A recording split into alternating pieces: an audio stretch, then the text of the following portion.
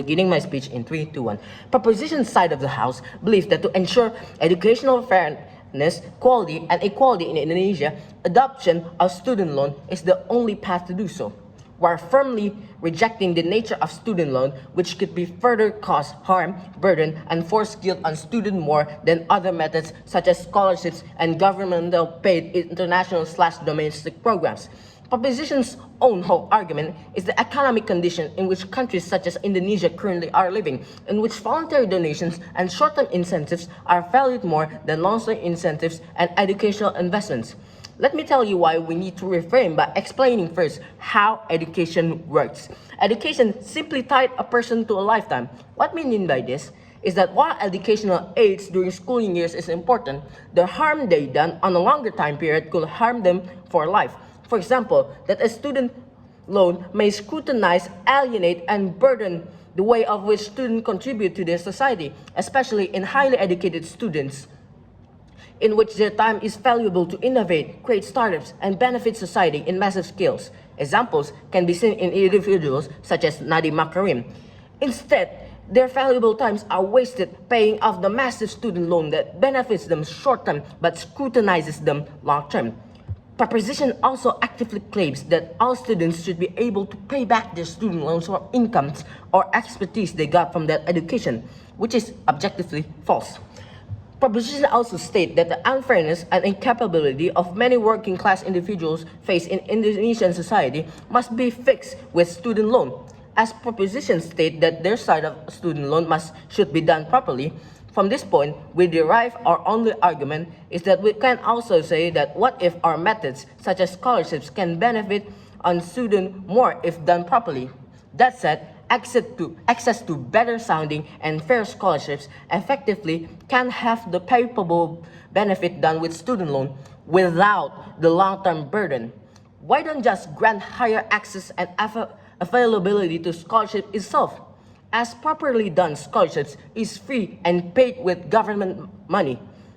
And modern scholarships also doesn't neglect populations from accessing with the innovations that have been created, such as talent acquisitions, online and offline, meaning that highly skilled Indonesians can be sourced not only from Jakarta or Bandung, but access can be allocated to regions such as Papua, Maluku, or Flores. Propositions also have stated that scholarships have led to losses in universities' profit. Side on this stance, we oppose this statement that education must be profitable. Even so, if not, many other influential and overseeing entities, such as governments, can easily back universities financially.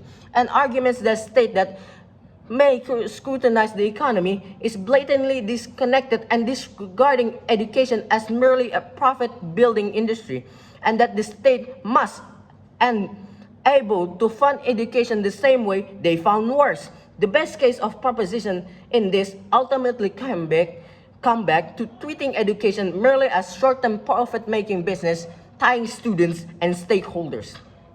Another dangerous belief on Prime Minister's side is the Prime Minister dangerous act that educational realms are bound to monetary contributions and not as investments. This also creates more harm on international realms, since the state bounds and forces students to come back to their country with or without their consents to pay back requirements tied to student loans. As many international students can now deem the state and country as merely as debt collectors who loan them money and that they must pay back no matter what, risking harm to their work, study, and contributions abroad, further amplifying brain drain and loss of expertise to foreign countries by losing diaspora's incentive to come back by barring them with monetary contributions. Indonesia should revitalize and change its way of viewing educational investments as not just merely loss financially, but as compounding wins. As opposition's modeling on U.S. student loan is dangerous and can apply U.S. way of applying business and financial gains of universities and private companies into education. On this, we should take more of a look to China, the growing superpower on our lifetime. China sees education differently. Here's an example. In the late 1960s, the leader of China, Deng Xiaoping sent millions of brilliant students of China abroad on the go to build China into a global power without the requirements that they must come back and pay their country in the form of student loans.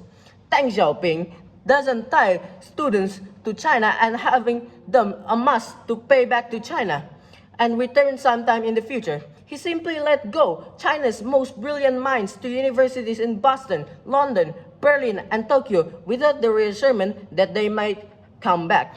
And the results speak for itself. Is that, yes, some of China's most brilliant left the country, but the remaining few that come back did contribute, and their contributions speak for itself. Their contributions built the modern China we know of today through innovation, scientific contribution, and development. If these Chinese students are tied to student loans, some of them certainly will lose incentive to come home, and those ideas of innovation will just go to waste. The explanation for this is simple. It's that education and fields of science and technology are not bound to short-term gains and losses, such as the escape of several students. The compounding effect of the few returning still outweighs it. Education should be treated as an investment for country to fully benefit in the future, and while it may seem burdening in the short term, history knows that the benefit from this should come long or short. Throughout this debate, from side proposition, Prime Minister demonizes and devalues the benefits of education with an alarming scale, claiming that no measurement of going back to the country as an international student and not contributing to their society via monetary donations as a domestic students. So to say these students are a waste and burden to the country and that they must be denounced, which is very dangerous. And from our side of the house is that we acknowledge their dangerous framings on how education should be approached, and that our only argument that is more access to scholarship had outweighed their value weight and flipped their most best cases. From these reasons, we are so proud to oppose. Thank you very much.